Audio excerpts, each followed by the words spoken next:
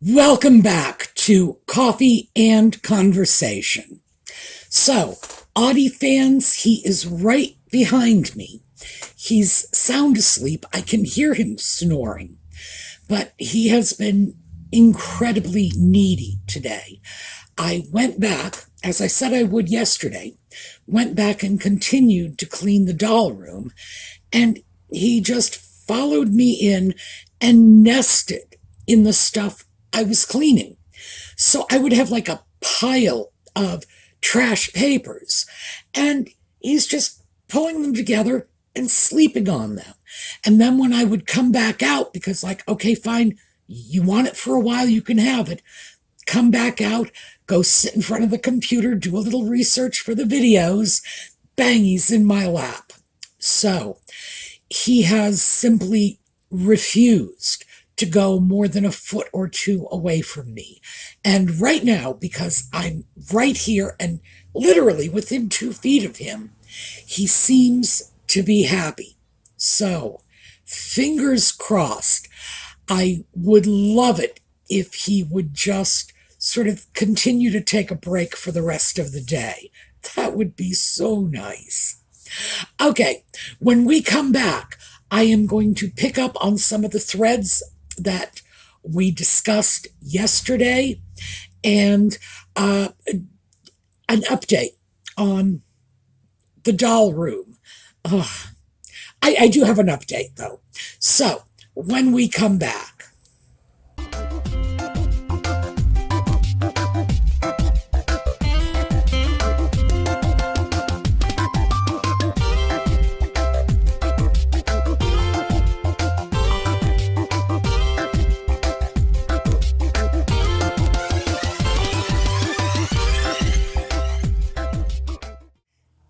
well, let's start with the doll room. Might as well get that out of the way.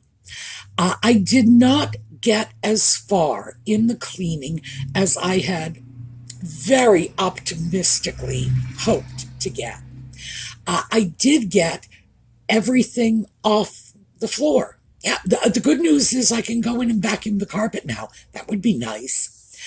And I unfortunately still have boxes and boxes of things that I picked up off the floor that I want to save, at least for the moment. And I'm going to have to sort them now. So, I'm not looking forward to that. But it is a more discreet job. I can simply go in with my little storage boxes or whatever I want to put these things in. You know my theory about pretty boxes, and I have no lack of pretty boxes because, hey, it's not hoarding if you keep it in a pretty box, right? So that's what's going to happen next. Then everything will get sorted out. The dolls and doll clothing will be put in doll and doll clothing boxes. The paints and craft supplies will go into craft supply boxes, etc., etc.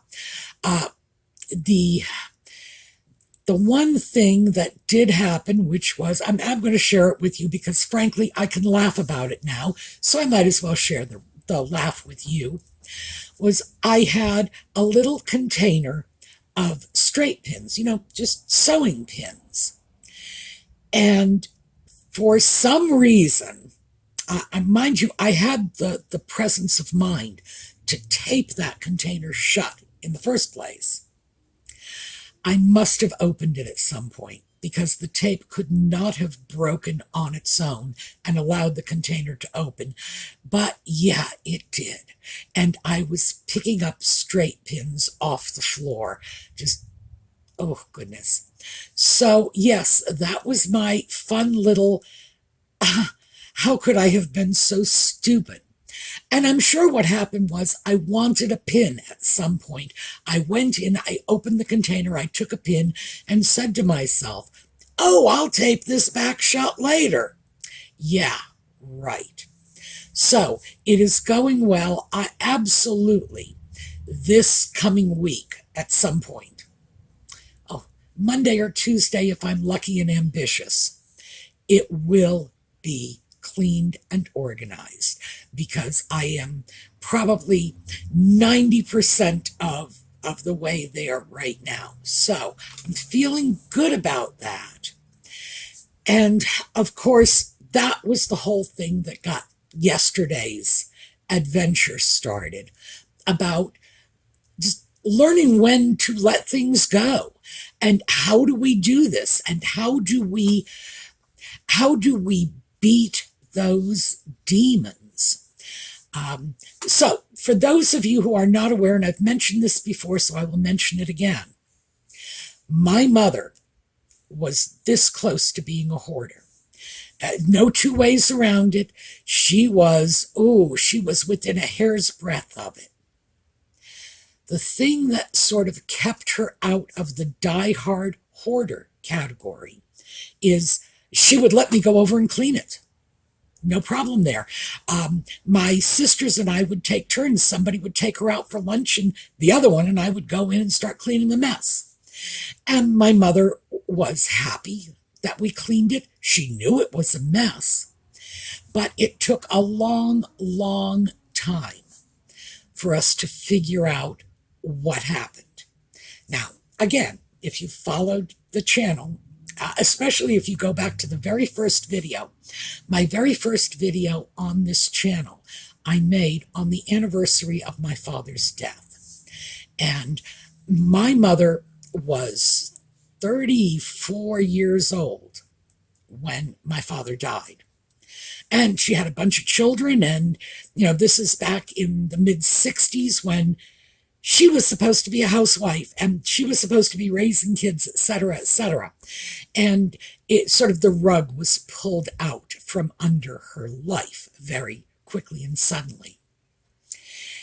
And that seems to have been the impetus behind the hoarding. She lost one thing, and she was simply going to hold everything else, no matter what. Wasn't going to lose anything ever again. We figured this out when I got this panic-stricken phone call from my baby sister one day saying, I just went into the back of Mom's closet and you'll never guess what I found. Boxes and boxes of canceled checks with Dad's name on them. Now, my father had been dead for more than 20 years at this point, and it wasn't even like it was his signature. It was merely his name on the check. And that's when we started figuring out what was going on in her head and how this happened. So, as a consequence, I tend to be very tolerant of hoarders. When I encounter a hoarder, all I can do is think to myself, well, what awful trauma happened in your life that made you like this? Because in my mother's case, it was an awful trauma. It was unexpected death and the fear and the uncertainty that came with it. Even though I can be very tolerant of hoarders, I have to tell you, I still live in fear because my mother was so close to that. And, we tend to repeat our parents' patterns. We learned from them, and, this is how we were raised, although, frankly, I wasn't raised in a hoarder house. That happened after my father died. My younger siblings probably grew up thinking that was normal, though. I always thought it was weird because, again, I remembered the time before that.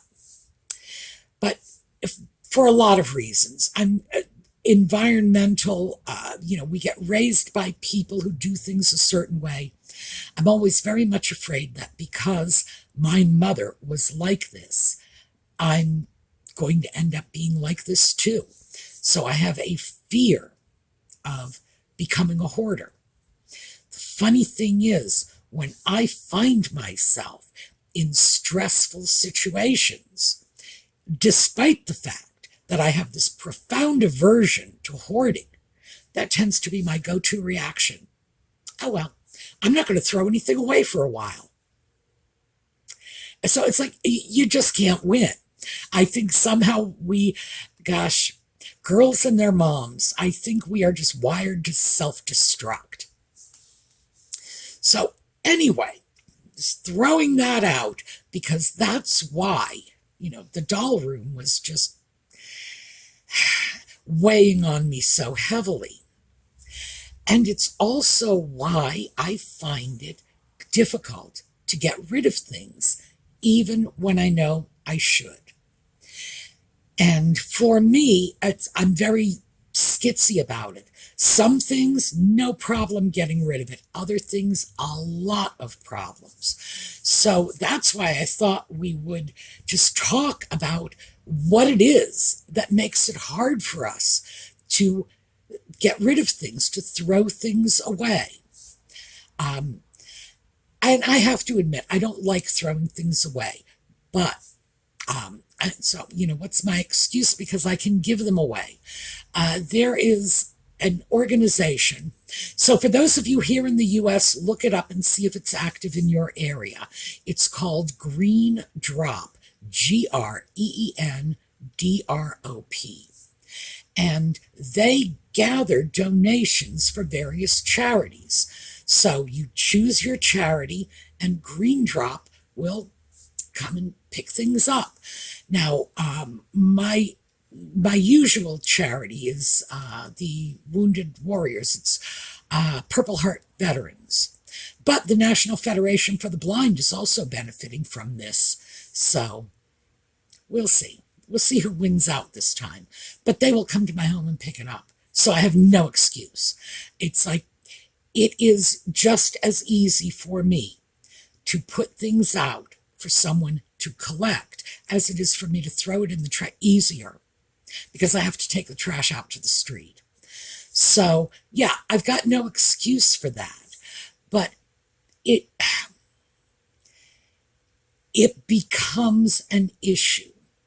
Now, yesterday, I mentioned that one of the really difficult problems I have is gifts. That, for me, is a killer. If someone has given me something, I don't care if it's a dead bug. I mean, it's just, that was a gift. That's mine. I'm not getting rid of it. It has sentimental value. And I'm joking about a dead bug, well, only a little, because if someone did give me a dead bug, I'm sure I could find a way to justify keeping it, because that's my problem area. But I thought I would talk about some of my other areas that are less problematic and how I've gotten around them. So let me start with clothing, because you all know I've taken you on my journey. We started at the beginning of the year and all kinds of things went out of my closet, but not everything that should have gone out of my closet. I did hang on to a few things.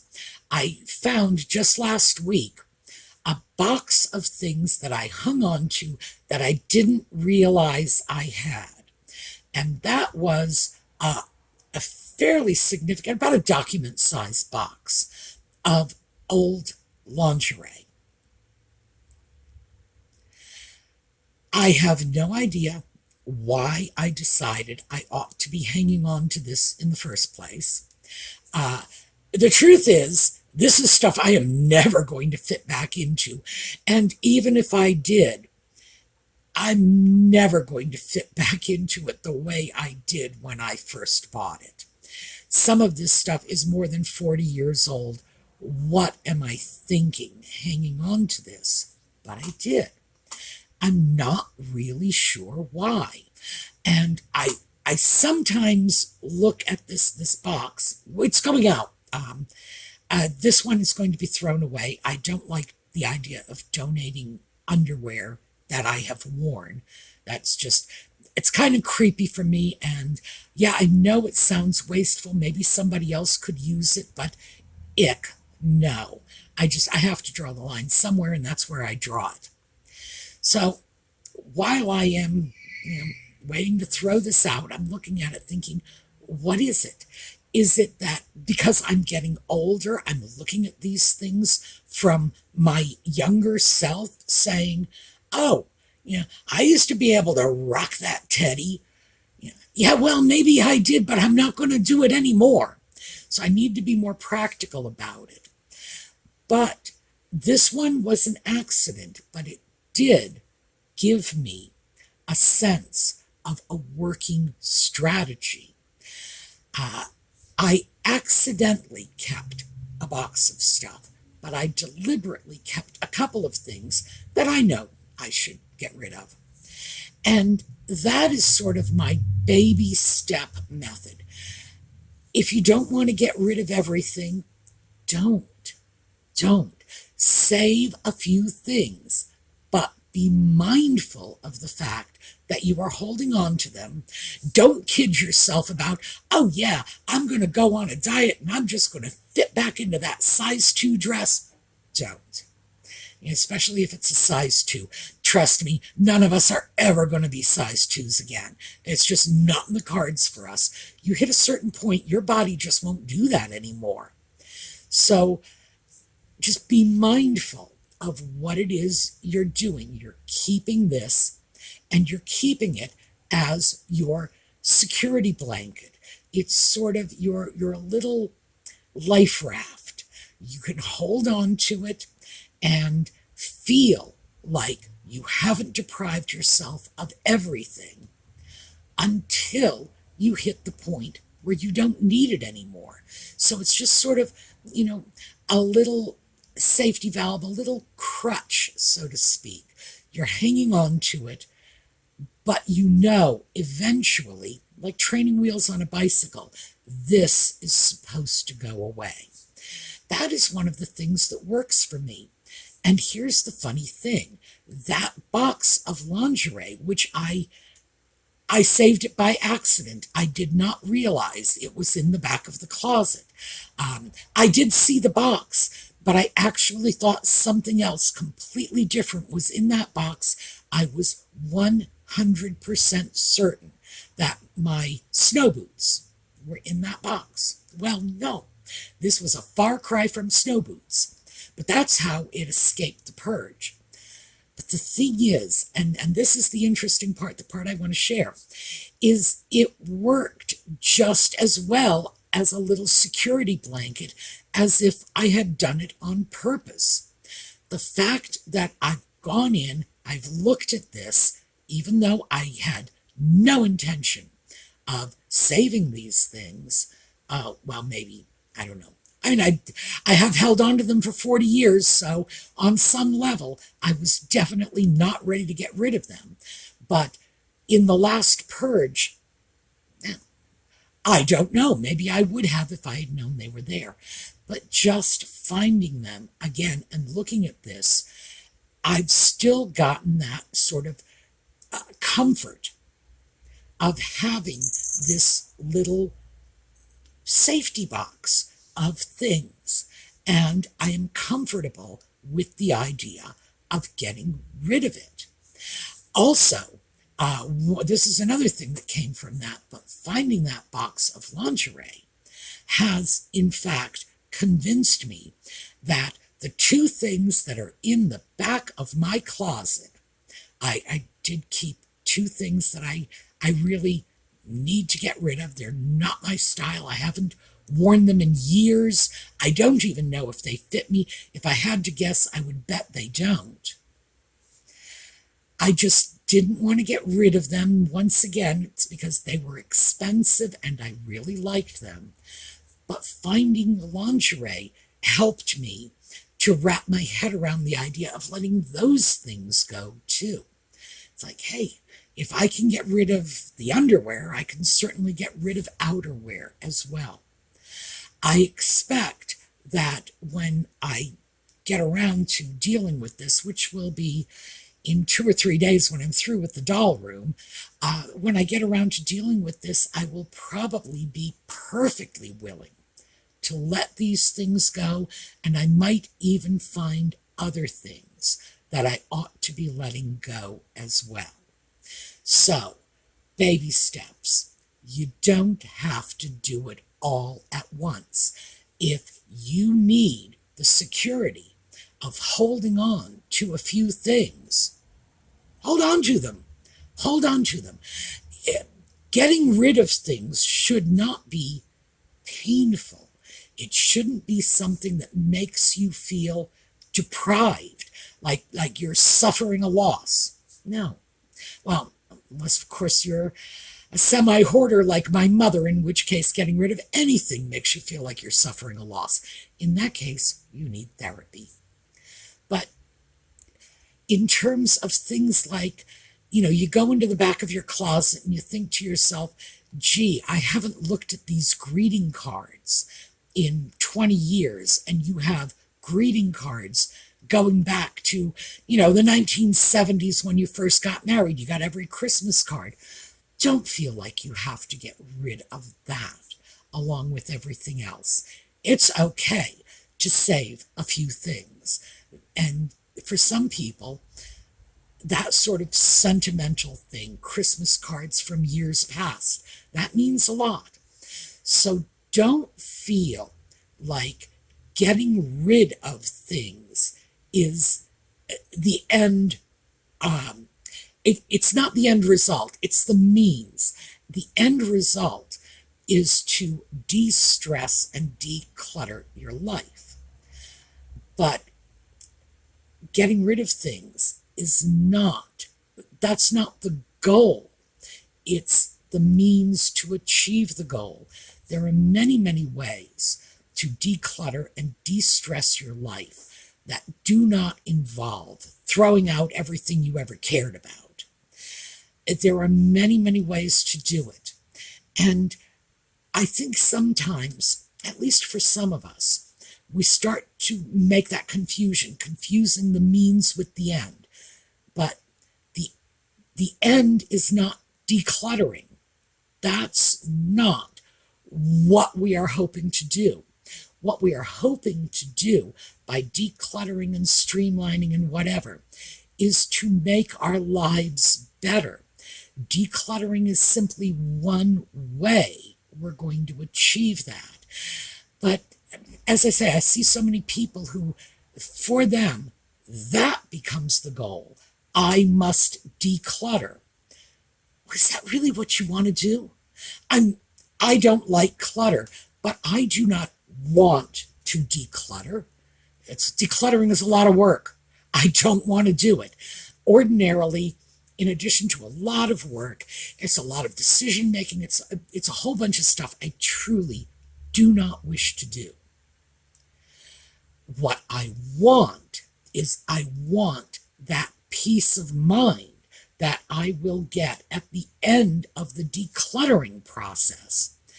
And we have to keep that foremost in our thinking. What is our goal? Our goal is peace of mind. Our goal is the elimination of stress.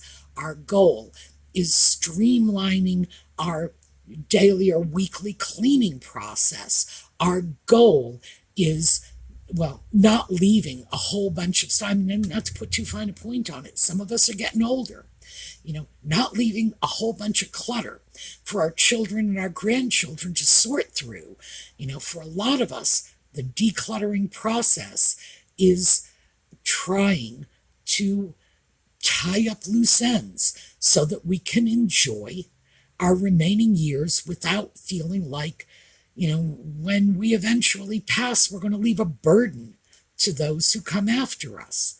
So, I know it's creepy talking about death, but the fact is, death is a fact of life. And it does actually motivate some of us to do things we might not want to do. But regardless, the goal is not to get rid of stuff. That's not the goal. That's how we're going to achieve the goal of feeling better in our space, feeling better in our heads. So, what we need to look at is, like I say, baby steps. Baby steps. If all of the decluttering and saying goodbye to stuff you are willing to do is one drawer this month, don't feel like you've failed. Pat yourself on the back for that accomplishment. Yeah, maybe it's just one drawer, but hey, it's one drawer. You multiply that by 5 and you've got a dresser. There's no reason that it all has to be done at once or that it can't be done gradually and in stages, that we can't get rid of the most conspicuous garbage first, and then maybe the second most conspicuous garbage, and eventually get around to the point where, we're cleaning out the storage boxes under the bed or whatever your final clean out is going to look like. By the way, that varies for all of us. What I feel I want to hang on to is probably not the same things you feel you want to hang on to. For me, that box of old Christmas cards, I wouldn't think twice about it. It can go. Meanwhile, I am picking up little itty-bitty sewing pins off the floor and sticking them back into the little case, saying, oh no, these are valuable. I need them. They'll come in handy someday. So, like I say, we're all different. We're all wired differently.